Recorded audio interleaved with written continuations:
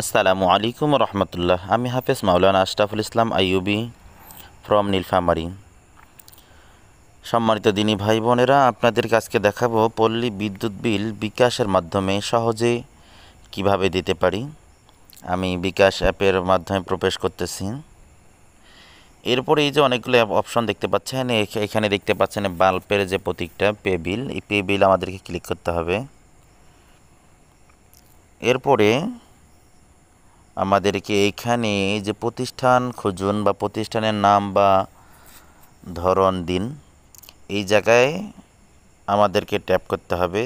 যেহেতু আমি মাদ্রাসার বিল দেবো, মাদ্রাসার বিলটি আমার এখানে পূর্বেই আমার এখানে সেভ করা রয়েছে, আমি এখানে ক্লিক করলাম। এরপরে বিল সময়সীমা এখানে মে 2024 আছে, আমাদেরকে দিতে হবে জুন 2024।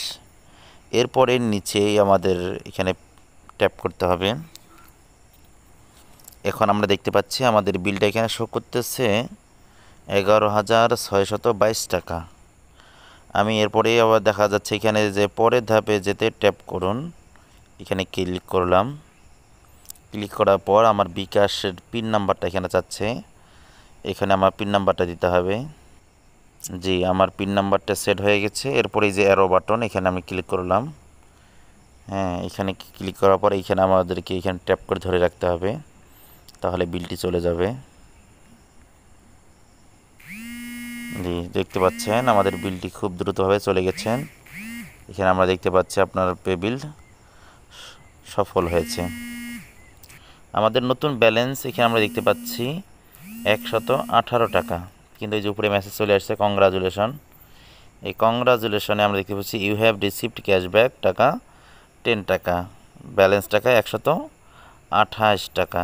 তার আমাদের 18 টাকা ছিল, ওখানে 10 টাকা আমাদের আরও যোগ হয়েছে। যোগ হয়ে আমাদের ব্যালেন্স বর্তমান দাঁড়িয়ে গেছে কত?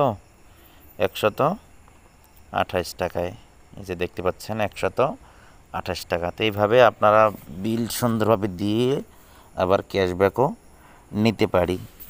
তাহলে ভিডিওটি কেমন লেগেছে? আশা করি আপনাদের মহামূল্যবান মন্তব্য আমাদের এখানে পেশ করবেন। সকলকে এতক্ষণ ধরে দেখার জন্য ধন্যবাদ। আসসালামু আলাইকুম ওয়া রাহমাতুল্লাহ।